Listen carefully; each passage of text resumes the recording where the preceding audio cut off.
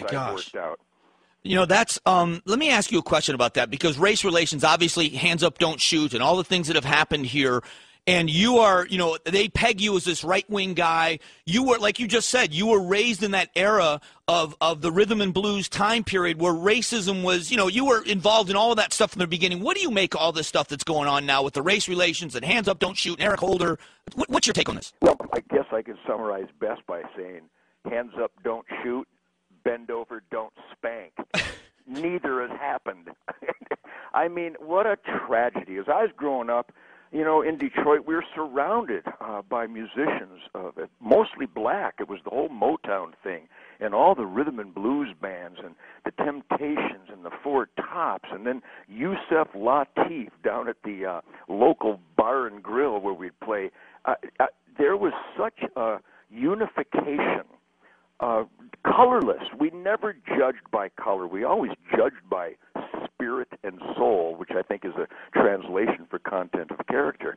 So as I saw race relations improve, you know, realize I was there in the 60s where, you know, there were separate water fountains down south for whites and black and separate bathrooms. But I was in Detroit, and I was virtually unaware of that. I would see the stuff on the news once in a while, but I was always playing my guitar down by the Rouge River with my bow and arrow. So I was living this isolated, insulated life of musical intensity and the spirit of the wild.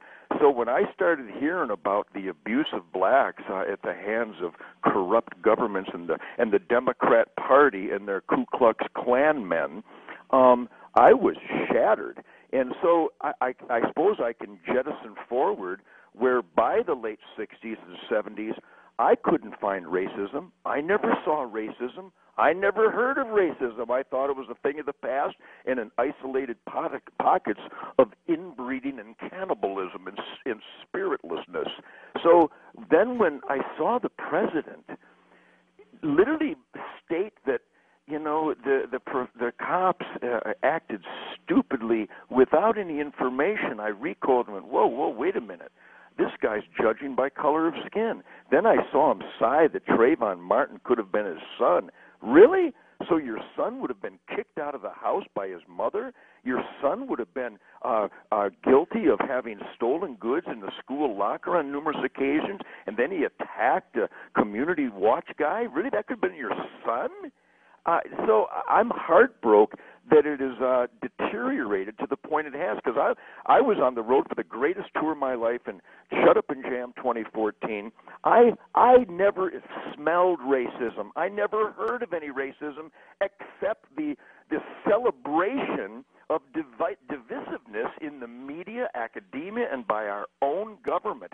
So when I hear the racism from a gun-running attorney general, and they side with an not-so-Sharpton racist mongrel, it breaks my heart, because nowhere in the Nugent world, nowhere on tour, nowhere in my hunting camps, nowhere in the school activities or the charity activities of nowhere can I find racism except coming out of the White House.